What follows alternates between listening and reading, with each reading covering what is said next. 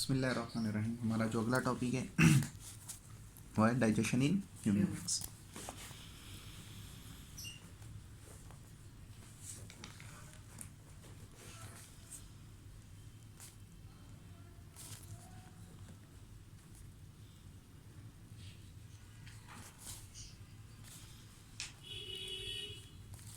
Digestion in humans क्या होता है? देखें, हमारे पास टोटल जो सिस्टम है, अगर आप ह्यूमंस की बात करते हैं तो ह्यूमंस के अंदर टोटल 11 सिस्टम्स लगे हुए हैं। ठीक है, इन सिस्टम में से एक जो सिस्टम है उसे नाम दिया जाता है कि इसका डाइजेस्टिव सिस्टम का। ये जो डाइजेस्टिव सिस्टम है इसका फंक्शन क्या होता है? इसका काम बेसिकली ये है कि ये फूड को डाइजेस्ट करता है।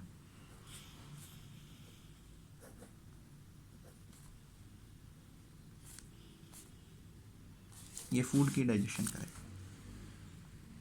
ठीक है, अच्छा, अगली बात। अब क्वेश्चन ये है कि खुराक को क्यों डाइजेस्ट किया जाता है? देखें बेटा जी, आपका जो सेल है, ये सेल एक लिविंग स्ट्रक्चर है। ठीक है, अगर हमारा सेल एक लिविंग स्ट्रक्चर है तो इसको हर एक चीज की जरूरत है, यानी कि लिविंग होने के नाते इसे जिस चीज की जरूरत है वो क्या है? न्यूट्रिएंट्स। ठीक है, आपकी जो फूड है वो न्यूट्रिशन है। ठीक है, इस न्यूट्रिशन के अंदर न्यूट्रिएंट्स पार्टिकल्स होते हैं। आपका जो खाना है उसके अंदर ये डिफरेंट पार्टिकल्स हैं। अब कौन कौन से पार्टिकल्स हैं? देखें, आपके सेल को अमाइनो एसिड्स भी चाहिए, आपके सेल्स को ग्लूकोज भी चाहिए, आपके सेल को विटामिन्स भी चाहिए, आयंस भी चाहिए, साल्ट की भी रिक्वायरमेंट होती है। ठीक है, ये डिफरेंट न्यूट्रिएंट्स पार्टिकल्स हैं जो बेसिकली तौर पर किस में मौजूद होते हैं? आपकी खुद की ग़िज़ाइयत में, जिसे न्यूट्रिशन कहते हैं। मसला ये है, ये जितने भी स्मॉलेस्ट मॉलिक्यूल्स हैं ये सारे के सारे मिले हुए होते हैं, इकट्ठे होंगे किस में? बड़े पार्टिकल्स में। हैं ये स्मॉलेस्ट, लेकिन आपको ये किस में मौजूद होते हैं? ये कुछ बड़े पार्टिकल्स होते हैं जिन्हें मैक्रो मॉलिक्यूल्स कहते हैं। आप इन्हें मैक्रो मॉलिक्यूल्स कह लो। ठीक है, आप इन्हें ही नाम दे दो किसका? ऑर्गेनिक मॉलिक्यूल्स का। ठीक हो गया? देखें, ये जो चीजें, सपोज दैट आपके पास ये सेल है, ये जो स्मॉलेस्ट पार्टिकल्स हैं, विटामिन, आयन, साल्ट वगैरह, ये सारे ये इजीली मेम्ब्रेन को क्रॉस कर जाते हैं। ये सारी चीजें सेल को चाहिए और ये जो सेल के अंदर जाएंगी ये इजीली क्रॉस करेंगी। किस स्टेट में? जब ये स्मॉलर मॉलिक्यूल्स होंगे, अलग अलग होंगे। लेकिन यहां पर ये क्या होते हैं? ये सारे छोटे मॉलिक्यूल्स क्या होते हैं? कंबाइन।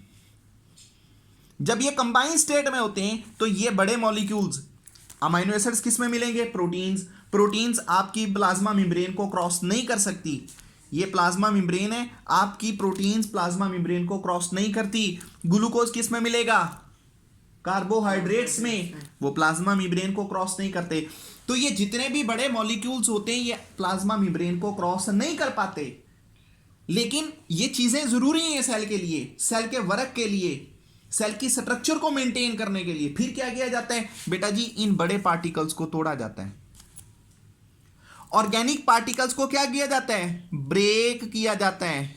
जब इन्हें ब्रेक किया जाता है तो ब्रेक करने के लिए आखिर कोई ना कोई चीज तो चाहिए ना, तो वो अल्लाह पाक ने क्या लगाया हुआ है? Digestive system.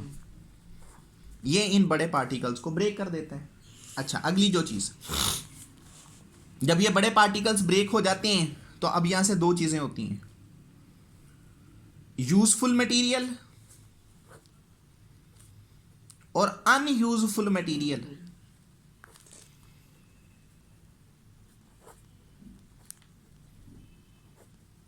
ठीक है बेटा जी, जो तो यूजफुल मटेरियल होता है वो तो सेल के अंदर चला जाएगा। Cell inside. जब ये सेल इनसाइड्स जाएंगे तो क्या करेंगे, इन्हें और ब्रेक कर दिया जाएगा, और सेल जब ब्रेक करेगा तो इनके कंपोनेंट्स को यूज कर लेगा। ठीक हो गया। लेकिन जो अनयूजफुल मटेरियल होता है ये क्या होता है, इसे बेटा जी जब डाइजेस्टिव सिस्टम के आखिरी पोर्शन होता है, क्या स्मॉल इंटेस्टाइन, और स्मॉल इंटेस्टाइन इनको निकाल देती है। जब स्मॉल इंटेस्टाइन इनको निकाल कर किस में डाल देती है, लार्ज इंटेस्टाइन में, तो बेटा जी लार्ज इंटेस्टाइन के जरिए से हम इसे क्या करते हैं, अपने जिस्म से बाहर डेफिकेट कर देते हैं। डेफिकेट, और डेफिकेट का मानी होता है बेटा जी खारिज करना। खुराक की डाइजेशन के 5 स्टेप होते हैं। जो आप फूड खा रहे हो ना, उसके कुछ डिफरेंट स्टेप्स होते हैं जिनके जरिए से खुराक का इस्तेमाल किया जाता है। अब वो डिफरेंट स्टेप्स क्या हैं, ठीक। तो सबसे जो पहला तरीकाकार होता है वो क्या है, इंजेक्शन ऑफ द फूड। क्या होता है, इंजेक्शन ऑफ फूड, खुराक का खाना। सबसे पहले बेटा जी खुराक आप इंजेस्ट करते हो। इंजेस्ट का मानी होता है खुराक सामने आपके प्लेट पड़ी हुई है, उसमें चीजें बनी हुई हैं, रोटी है, चावल है, ये कोई भी चीज है, आपने वो पहले मुंह में लेके जानी है। तो मुंह के अंदर जब आप लेके जाओगे तो आप इस अमल को क्या कहोगे, आपने इंजेस्ट किया है। किसको, फूड को। मुंह के अंदर चलेगी, आपका माउथ उस चीज को ब्रेक डाउन कर रहा है, आप चबाना शुरू कर दिया आपने, वो सारा इंजेक्शन का प्रोसेस कहलाता है। फिर क्या होती है, डाइजेशन। डाइजेशन में कुछ खाना आपके मुंह में टूट जाता है, वरना बाकी सारा खाना कहाँ चला जाता है, स्टमक में। तो स्टमक में उसे क्या किया जाता है, ब्रेक। तीसरी चीज में क्या होता है, एब्जॉर्प्शन। जो आपने खाना खाया होता है इसको स्मॉल इंटेस्टाइन के जरिए से एब्जॉर्ब किया जाता है, ताकि किस में चला जाए, ब्लड में। ब्लड से आगे ट्रेवल करके कहां चला जाए, सेल्स में। सेल्स के अंदर जाके उसे क्या किया जाता है, असिमिलेट। असिमिलेट का मानी होता है बेटा यूज करना। जो पार्टिकल सेल में चले गए उन्हें इस्तेमाल किया जाता है। फिर आखिरी असिमिलेशन के बाद डेफिकेशन। जो मैदे के अंदर खाने का जज़ब करता है, कचरा वो फेंकते हैं, जैसे निकलता है। स्टमक में जो चीज चलेगी वो डाइजेस्ट होगी, और जब वो स्टमक में बेटा डाइजेस्ट हो जाएगी तो अब उसको एब्जॉर्ब स्मॉल इंटेस्टाइन के जरिए से किया जाएगा, क्योंकि वो शोरबा सा बन जाएगा, उसको स्मॉल इंटेस्टाइन एब्जॉर्ब कर लेगी। जब वो एब्जॉर्ब हो जाएगी, वो पार्टिकल्स खून में चले गए, खून पूरे बॉडी में सर्कुलेट करेगा। तो खून हर सेल के पास जाता है, हर सेल ब्लड में से जो चीज उसे चाहिए वो खींच लेगा। सेल को अमाइनो एसिड चाहिए वो खींच लेगा, ग्लूकोज चाहिए वो खींच लेगा, जो चीज उसको रिक्वायर्ड होगी वो ले लेगा। जब सेल उस चीज को ले ले और लेने के बाद उसका क्या कर ले, यूज कर ले, हम उस चीज को कहते हैं असिमिलेशन।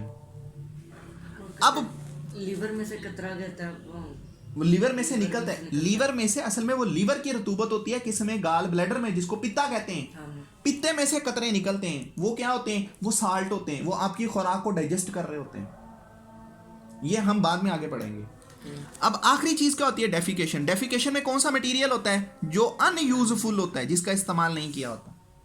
वो क्या होता है, वो फीसिस बना के जिस्म से बाहर निकाल देते हैं, पखाना। ये बस हमें लगी, ये बेसिक इंट्रोडक्शन था किसका, डाइजेशन।